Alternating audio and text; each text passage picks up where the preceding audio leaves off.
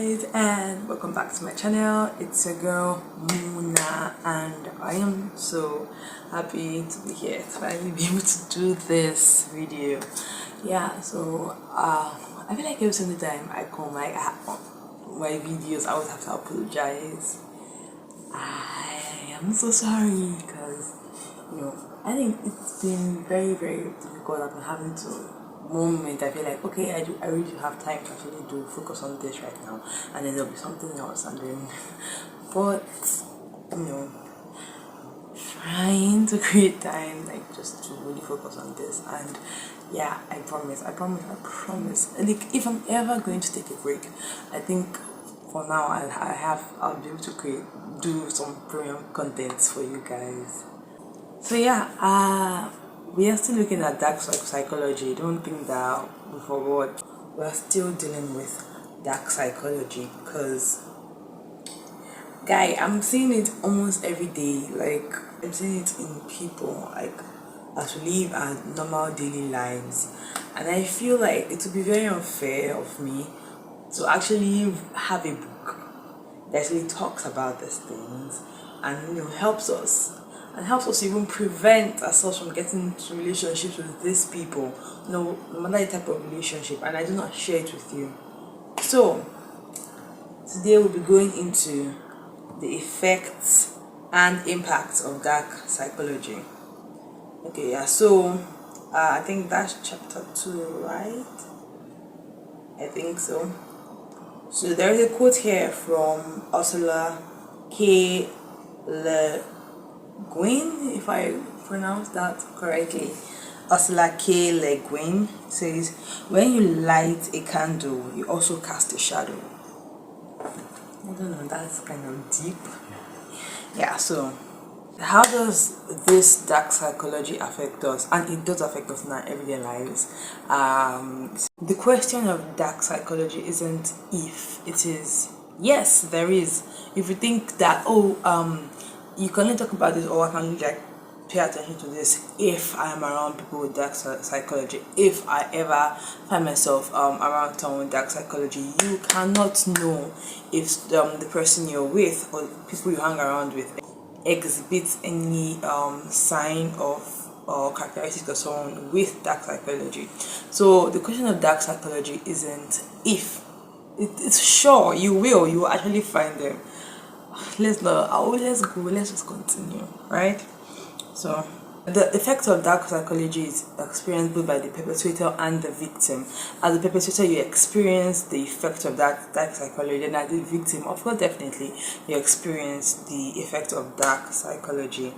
So people who exhibit certain personality traits that are considered dark, such as narcissism, psychopathy, and Machiavellianism, I hope I got that correctly, are prone to experiencing difficulties in all aspects of their relationships. If all three traits are present in one person, they have a higher propensity to commit a crime.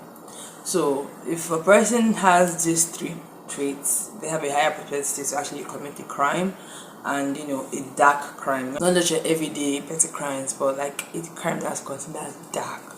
So yeah, separately these traits are problematic, but put together they can spell trouble, especially in a person's relationship with others.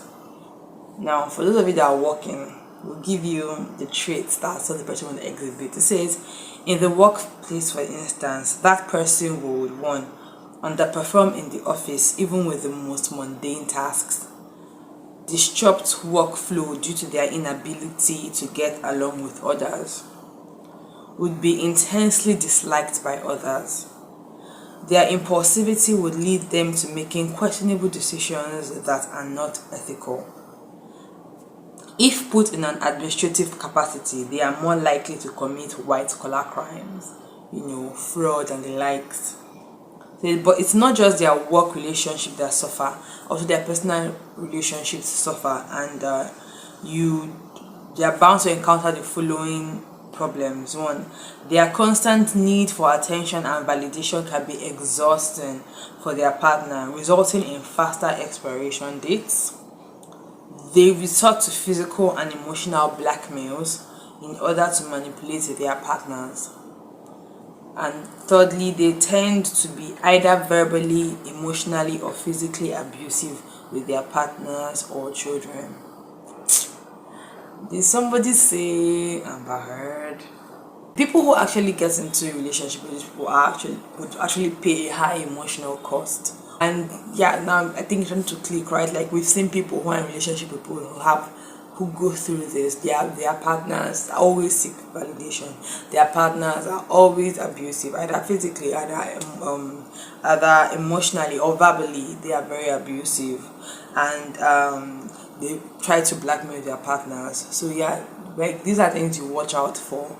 Now, you might think and say, oh, you might just be thinking, and you're like, oh, okay, this person has a very bad attitude.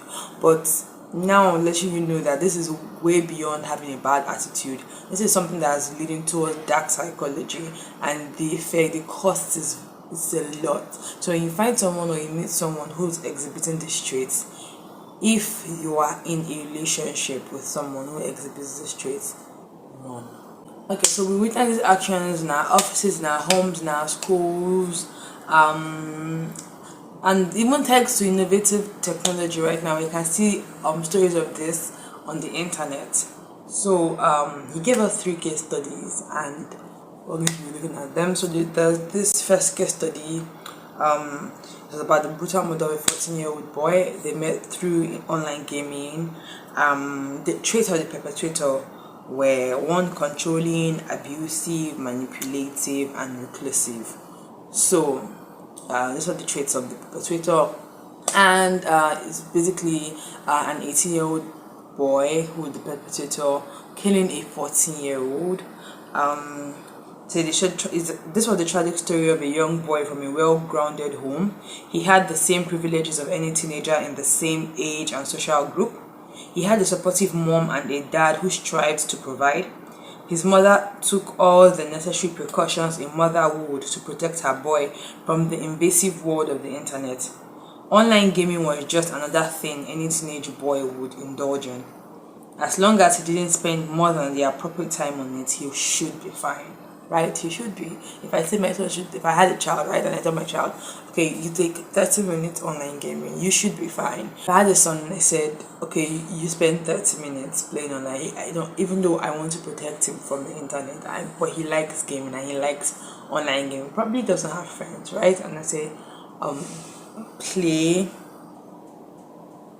have like online games with someone. I feel 30 minutes you should be fine. I feel like if you're having that every single day, you should be fine.